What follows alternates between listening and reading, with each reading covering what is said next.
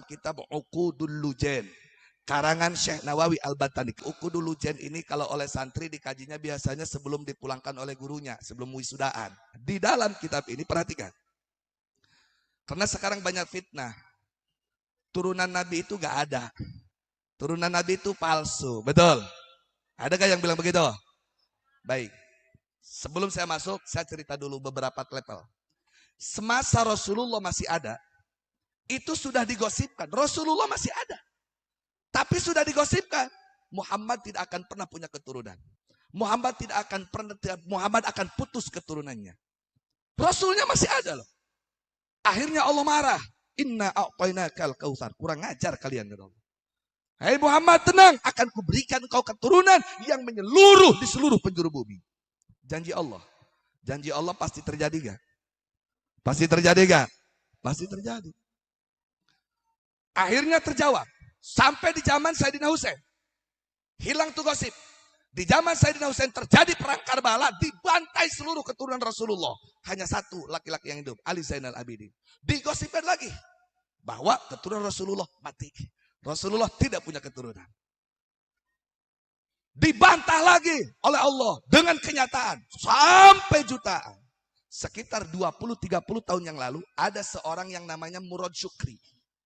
Murad Syukri ini fikihnya itu ngikuti Wahabi. Wahabi ekstrim. Dan akidahnya Jabariyah. Dia mengatakan bahwa Rasulullah tidak punya keturunan dari Ba'alawi. Paham? Jelas? Ada yang ngikutin orang Banten. Jadi ngikutin tuh orang tuh.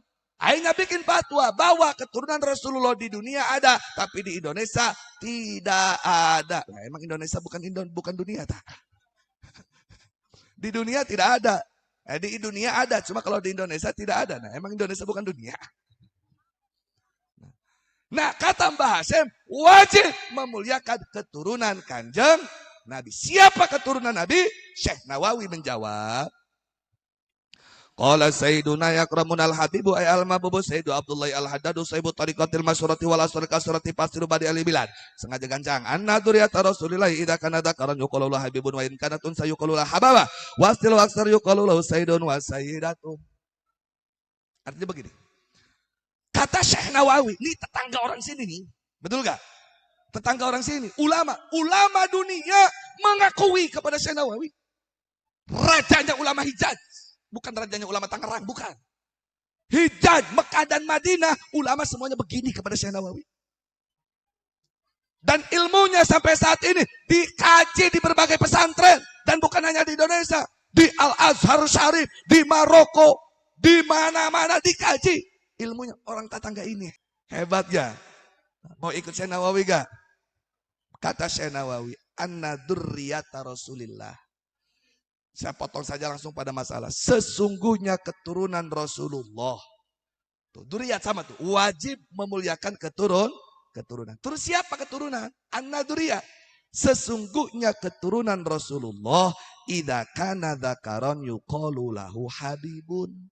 Bila mana laki-laki suka dipanggil Habib.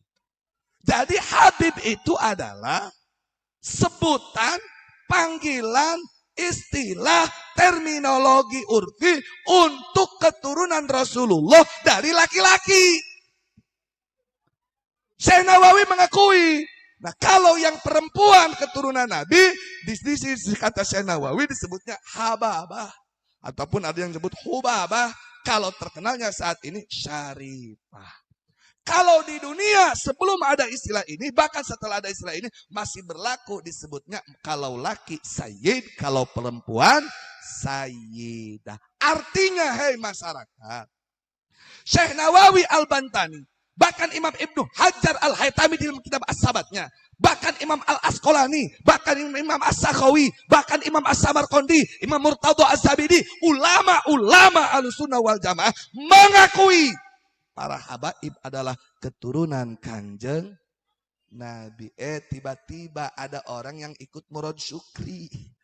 Katanya Habib itu keturunan Nabi yang palsu. Saya mau tanya, ikut Syekh Nawawi dan Ahlussunnah wal Jamaah mengakui atau mau menolak? Mengakui atau menolak? Mengakui atau menolak? Mengakui atau menolak? Yakin?